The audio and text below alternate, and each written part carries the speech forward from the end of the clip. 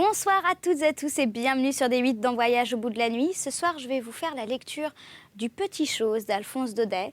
C'est un roman presque autobiographique, pas complètement. Il y a quand même des aspects où Alphonse Daudet prend des libertés dans l'écriture de ce roman, même si c'est vrai que ce roman est quand même très inspiré de sa propre vie à lui.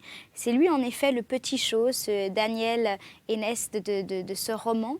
Alors, il faut savoir que c'est le tout premier roman d'Alphonse Daudet. C'est peut-être pour cela qu'il avait choisi un peu comme thème sa vie à lui. Peut-être qu'il avait besoin d'en passer par là avant d'écrire ses autres romans très connus comme Les Lettres de Montmoulin. En tout cas, c'est vraiment un très beau roman, à la fois drôle, touchant, émouvant, qui raconte un peu une grande partie de la vie de cet enfant, de ce petit Daniel, le Petit Chose, qui a donc ce surnom de Petit Chose, car c'est un personnage très chétif, très petit, très timide, qui a toujours besoin qu'on l'aide, qu'on lui tende la main, qui se débrouille un peu tant bien que mal, qui a des difficultés. Et là, nous allons reprendre la lecture de ce roman au moment où donc le Petit Chose est pion dans un collège. Il vit des moments difficiles car il s'occupe de l'étude des moyens, les moyens qui ne sont pas tendres avec lui, du fait voilà, qu'il n'a pas beaucoup d'autorité vu que c'est un petit homme. Et c'est la fin de l'année, c'est au moment de la remise des diplômes.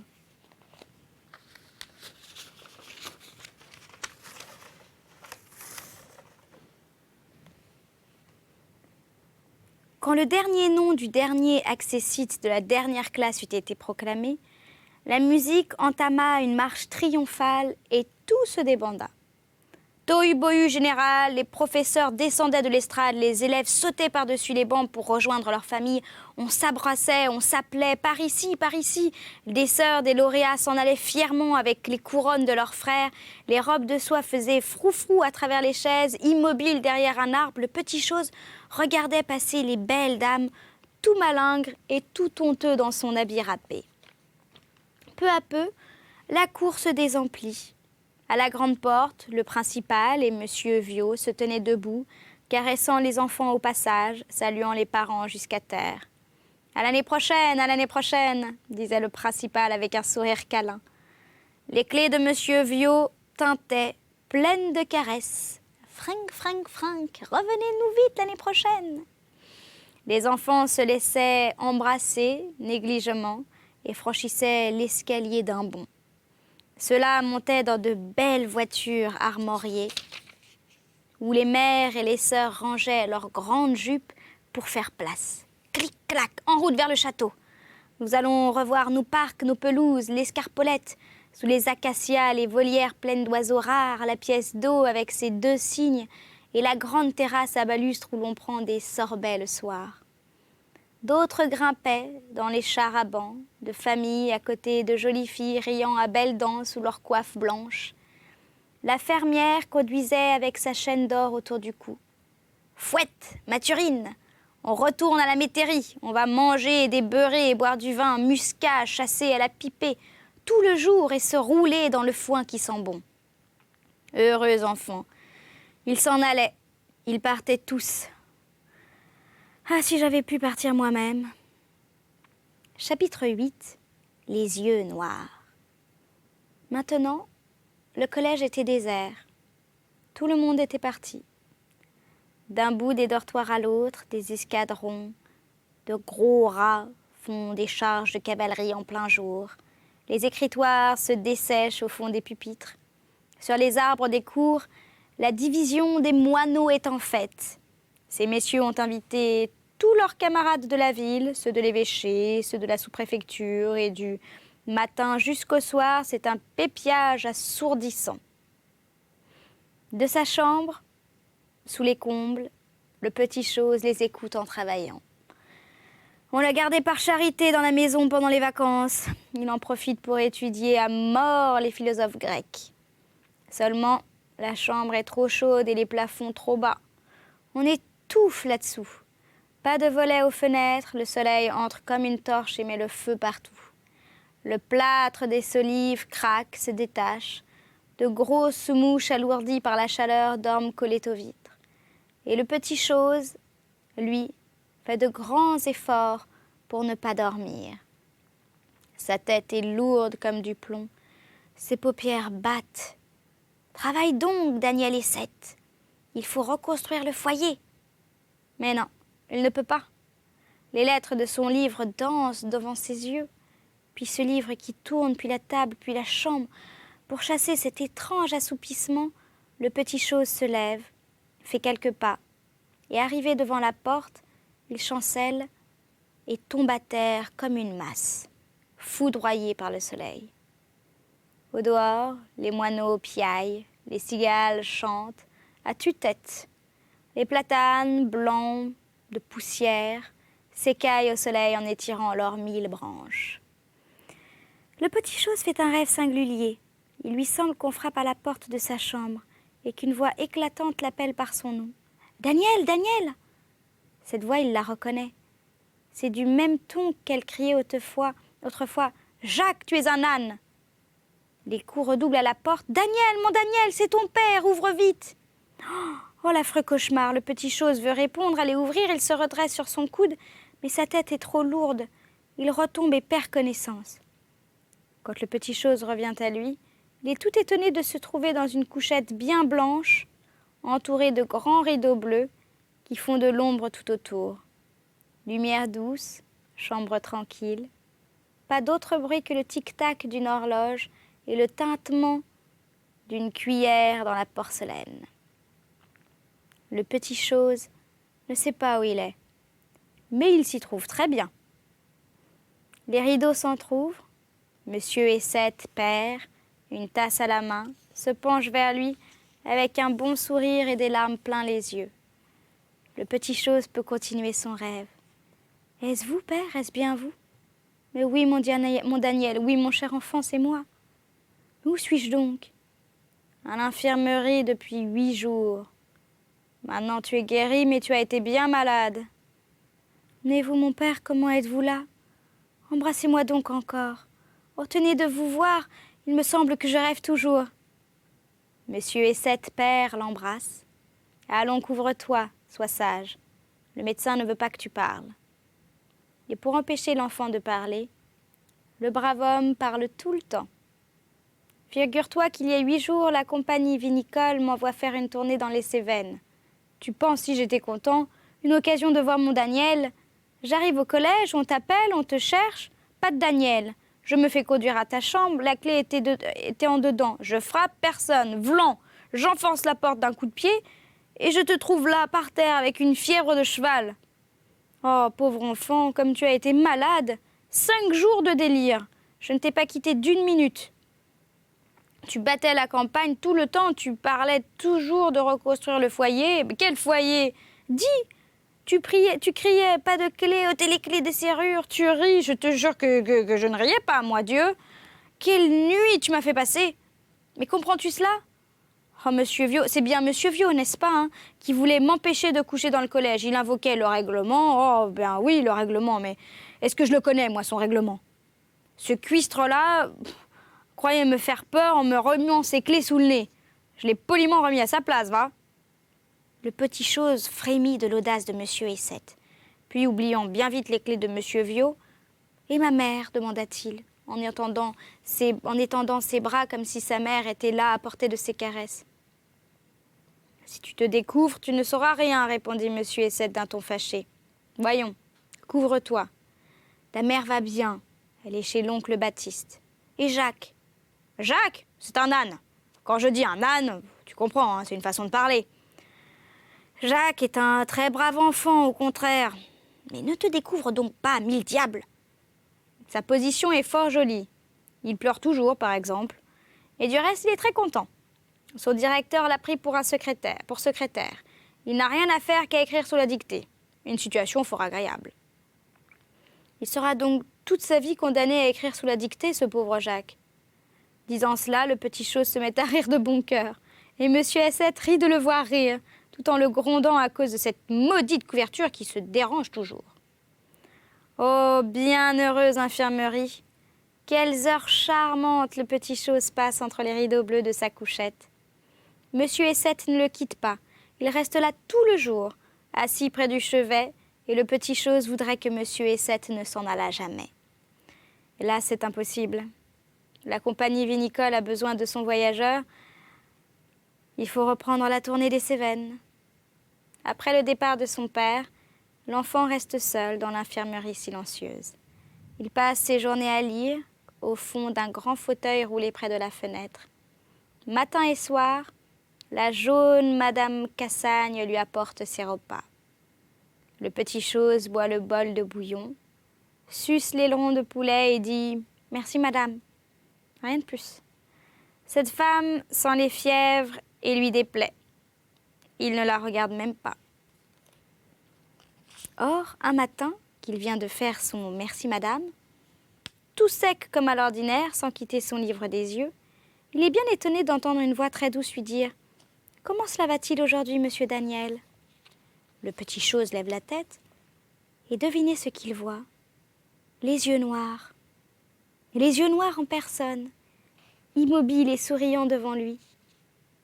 Les yeux noirs annoncent à leur ami que la femme jaune est malade et qu'ils sont chargés de faire son service.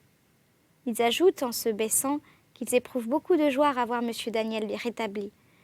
Puis ils se retirent avec une profonde révérence en disant qu'ils reviendront le même soir. Le même soir, en effet, les yeux noirs sont revenus, et le lendemain matin aussi, et le lendemain soir encore. Le petit chose est ravi. Il bénit sa maladie, la maladie de la femme jaune, toutes les maladies du monde. Si personne n'avait été malade, il n'aurait jamais eu de tête-à-tête avec les yeux noirs. Oh, bienheureuse infirmerie! Quelles heures charmantes le petit chose passe dans son fauteuil de convalescence, roulé près de la fenêtre. Le matin, les yeux noirs ont sous leurs grands cils un tas de paillettes d'or que le soleil fait reluire. Le soir, ils resplendissent doucement et font dans l'ombre autour d'eux de la lumière d'étoiles. Le petit chose rêve aux yeux noirs toute la nuit. Il n'endort plus. Dès l'aube, le voilà sur pied pour se préparer à les recevoir. Il a tant de confidences à leur faire, puis quand les yeux noirs arrivent, il ne leur dit rien. Les yeux noirs ont l'air très étonnés de ce silence. Ils vont et viennent dans l'infirmerie et trouvent 1000 prétextes pour rester près du malade, espérant toujours qu'il se décidera à parler. Mais ce damné de petit chose ne se décide pas. Quelquefois, cependant, il s'arme de tout son courage et commence ainsi bravement. « Mademoiselle !»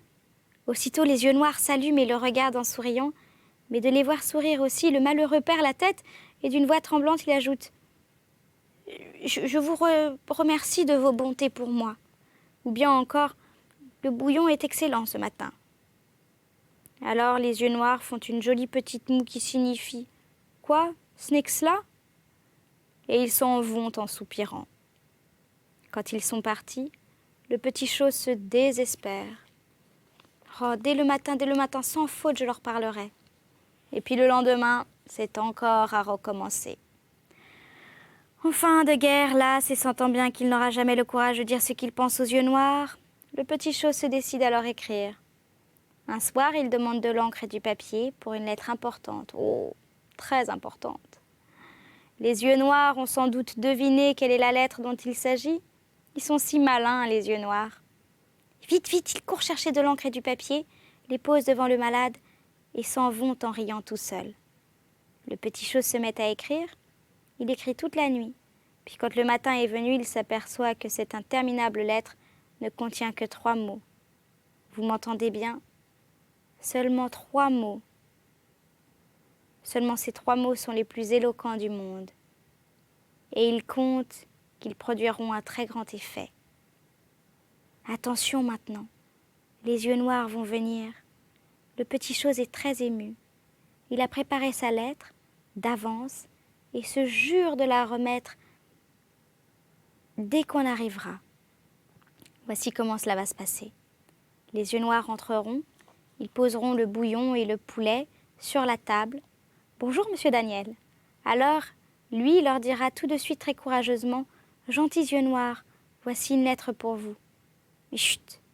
Un pas d'oiseau dans le corridor, les yeux noirs approchent, le petit chose tient la lettre à la main, son cœur bat, il va mourir, la porte s'ouvre et horreur! À la place des yeux noirs paraît la vieille fée, la terrible fée aux lunettes.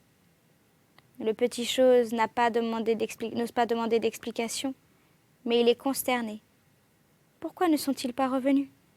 Il attend le soir avec impatience. Hélas, le soir encore, les yeux noirs ne viennent pas, ni le lendemain non plus, ni les jours d'après, ni jamais. On a chassé les yeux noirs. On les a renvoyés aux enfants trouvés, où ils resteront enfermés pendant 4 ans, jusqu'à leur majorité. Les yeux noirs volaient du sucre. Adieu les beaux jours de l'infirmerie, les yeux noirs s'en sont allés. Et pour comble du malheur, voilà les élèves qui reviennent. Et quoi? Déjà la rentrée? Que ces vacances ont été courtes. Pour la première fois depuis 6 semaines, le petit chose descend dans les cours, pâle, maigre, plus petit chose que jamais. Tout le collège se réveille. On le lave de haut en bas, les corridors ruissellent d'eau. Férocement, comme toujours, les clés de Monsieur Viau se les mènent. Terrible Monsieur Viau, il a profité des vacances pour ajouter quelques articles à son règlement et quelques clés à son trousseau. Le petit chose n'a qu'à bien se tenir. Chaque jour, il arrive des élèves. Clic-clac. On revoit devant la porte les chars à bancs et les berlines de la distribution des prix. Quelques anciens manquent à l'appel, mais des nouveaux les remplacent. Les divisions se reforment. Cette année, comme l'an dernier, le petit chose aura l'étude des moyens. Le pauvre pion tremble déjà. Après tout, qui sait, les enfants seront peut-être moins méchants cette année-ci. Le matin de la rentrée, grande musique à la chapelle, c'est la messe du Saint-Esprit. Veni Creator Spiritus, ce qui veut dire « Viens, Esprit Créateur ». Voici monsieur le principal avec son bel habit noir et la petite palme d'argent à la boutonnière. Derrière lui se tient l'état-major des professeurs en toge de cérémonie. Les sciences ont l'hermine orange, les humanités l'hermine blanche, le professeur de seconde, un freluquet s'est permis des gants de couleur tendre et une toque de fantaisie. Monsieur Viau n'a pas l'air content. Veni, Creator Spiritus. Au fond de l'église, pêle-mêle avec les élèves, le petit chose regarde d'un œil d'envie les toges majestueuses et les palmes d'argent. Quand sera-t-il professeur, lui aussi? Quand pourra-t-il reconstruire le foyer? Hélas, avant d'en arriver là, que de temps encore et que de peine. Veni, Creator Spiritus. Le petit chose se sent l'âme triste. L'orgue lui donne envie de pleurer. Tout à coup, là-bas, dans un coin du cœur, il aperçoit une belle figure ravagée qui lui sourit. Ce sourire fait du bien aux petites choses, et de revoir l'abbé Germane, le voilà plein de courage et tout ragaillardi. Veni, Creator Spiritus. 2 jours après la messe du Saint-Esprit, nouvelle solennité. C'était la fête du principal. Ce jour-là, de temps immémorable, tout le collège célèbre la Sainte Théophile sur l'herbe, à grand renfort de viande froide et de vin de Limoux. Cette fois, comme à l'ordinaire, Monsieur le Principal n'épargne rien pour donner du retentissement à ce petit festival de famille qui satisfait les instincts généreux de son cœur, sans nuire cependant aux intérêts de son collège. Dès l'aube, on s'emplit tous, élèves et maîtres, dans de grandes tapissières pavoisées aux couleurs municipales. Et le convoi part au galop traînant à sa suite, dans 2 énormes fourgons, les paniers de vin mousseux et les corbeilles de mangeaille. En tête, sur le premier char, les gros bonnets et la musique. Ordre aux ophicléides de jouer très fort. Les fouets claquent, les grelots sonnent, les piles d'assiettes se heurtent contre les gamelles de fer blanc. Tous sarlandes en bonnet de nuit se mettent aux fenêtres pour voir passer la fête du principal. C'est à la prairie que le gala doit avoir lieu. À peine arrivé, on étend les nappes sur l'herbe où les enfants crèvent de rire en voyant messieurs les professeurs assis au frais dans les violettes, comme de simples collégiens. Les tranches de pâté circulent, les bouchons sautent, les yeux flambent. On parle beaucoup. Seul, au milieu de l'animation générale, le petit chose a l'air préoccupé. Et tout à coup, on le voit rougir. Monsieur le principal vient de se lever, un papier à la main. Messieurs, on me remet à l'instant même quelques vers que m'adresse un poète anonyme. Il paraît que notre pindare ordinaire, monsieur Viau, a un émule cette année. Quoique ces vers soient un peu trop flatteurs pour moi, je vous demande la permission de vous les lire. Et c'est ainsi donc que je termine cette émission sur cette petite note peut-être de vers qui va bientôt venir. Je vous invite à suivre les prochaines émissions afin de connaître ce poème, certainement écrit du Petit Chose. Et n'hésitez pas aussi à consulter les replays de l'émission si vous n'aviez pas vu les précédentes émissions et que vous n'aviez donc pas eu l'occasion de connaître le début de ce roman, et ce sur le site D8. Bonne soirée à vous tous, au revoir.